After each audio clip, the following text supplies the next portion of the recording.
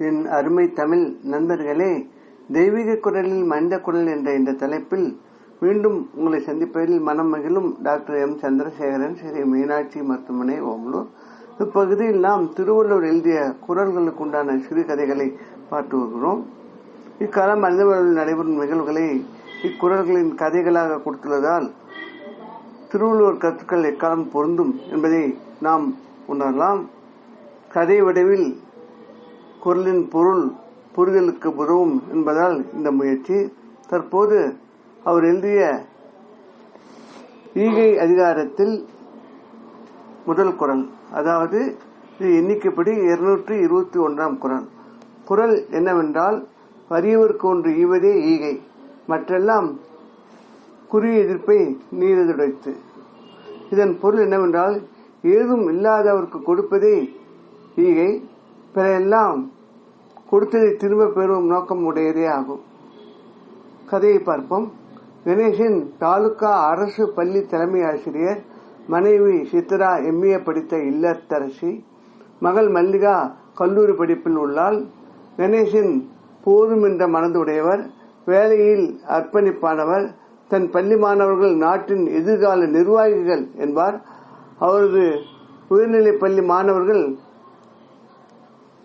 பள்ளியில் காம்பவுண்ட் உள்ளே வெற்றிடம் இருப்பதை பயன்படுத்த உள்ளூர் விவசாயிகள், மாணவர், பெற்றோர் மூலம் சிறிய தோட்டமாக பசுமை மரங்கள், மூலிகை செடிகள், காய்கறிகள், கீரை பாத்திகள் என அவர் உண்டாக்கினார். பள்ளி அன்னதான செயல்பாடுகளுக்கு இந்த காய்கறிகள், கீரைகள் ஃப்ரெஷ்ஷா உபயோகப்படுத்தினார். ஒவ்வொரு மரத்திற்கும் செடிக்கும் ஒரு மாணவன் நியமித்து பராமரிப்பு மேற்பார்வை செய்ததால் அவை நன்கு வளர்ந்தன, செழித்தன. மூலிகை செடிகள் அரசு மருத்துவமனை சித்த வைத்திய பிரிவு உபயோகப்படுத்தியதோடு அவர்களின் உதவியும் பள்ளிக்கு கிடைத்தது.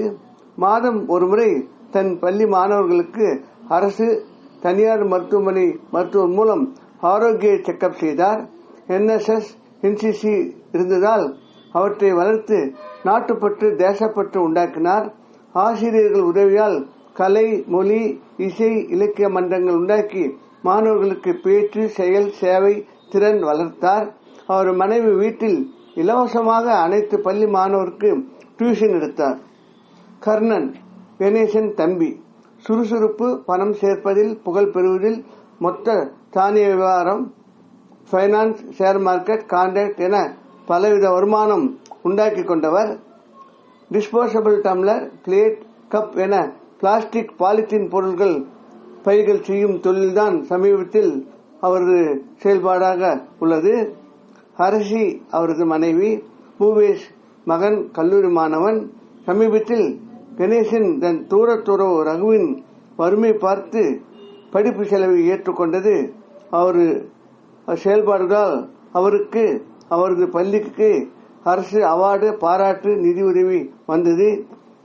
இதை அறிந்த கர்ணன் இம்மாதிரி செயல்பாடுகளில் தானும் இறங்கி புகழ் பெற விரும்பினார்.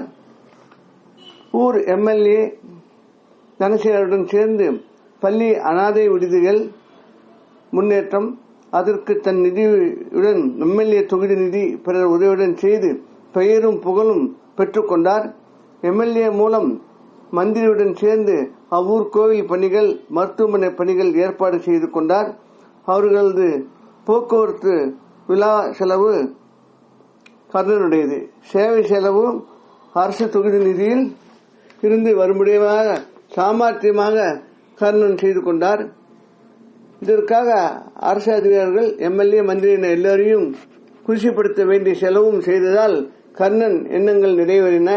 இதனால் அவரது தொழிலில் வந்த பணியாளர், வாடிக்கையாளர், பொருள் தரம் தொடர்பான பிரச்சனைகள் அவர்கள் மூலம் வந்தபோதும் எளிதில் சமாளித்தார். பூபேஷ் படிப்பு முடித்து அவருக்கு உதவியாக தொழிலில், முக்கியமாக பைனான்ஸ், பிளாஸ்டிக், பாலித்தீன் பை தொழிலில் அமர்ந்தான்.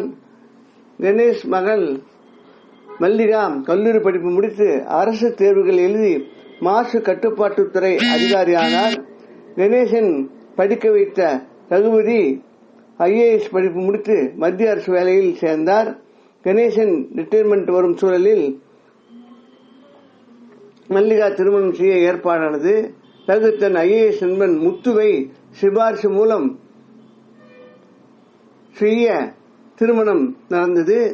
ரிட்டையர்மெண்ட்டுக்கு பின் கணேசன் சித்ராவுடன் எளிய வாழ்வு, வாடகை வீட்டில் மனநிறைவுடன் வாழ்ந்தார்.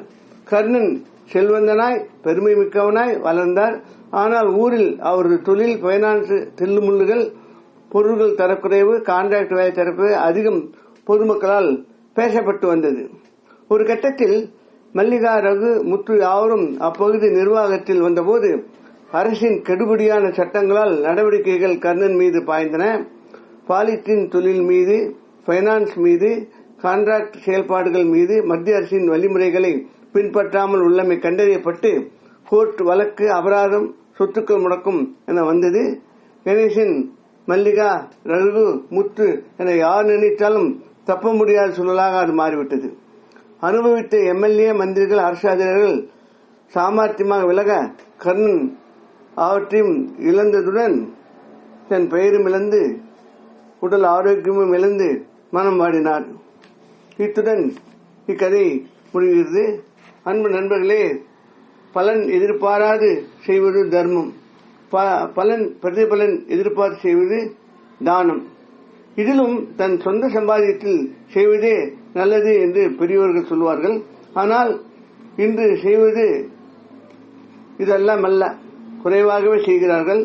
விளம்பரம் அதிகம், அதை பற்றி வர வேண்டும் என்று எண்ணி செய்கிறார்கள். சிறிய பொருள் கொடுத்தாலும் அதைவிட பெரிய இடத்தில் பெயர் போடுவதாக அது கொடுக்கப்பட்டுள்ளது.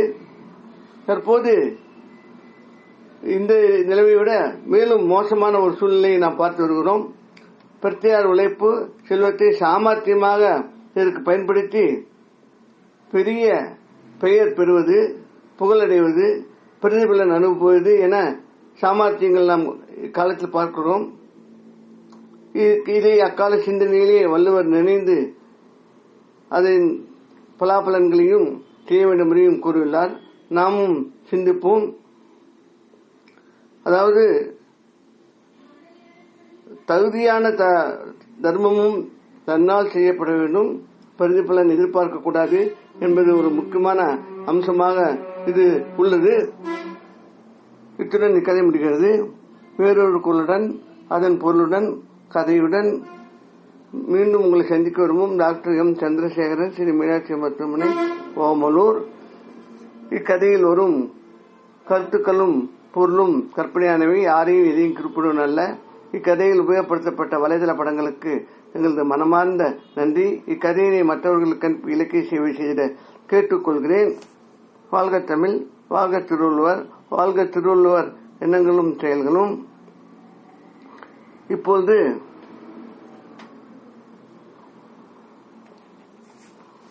வணக்கம்.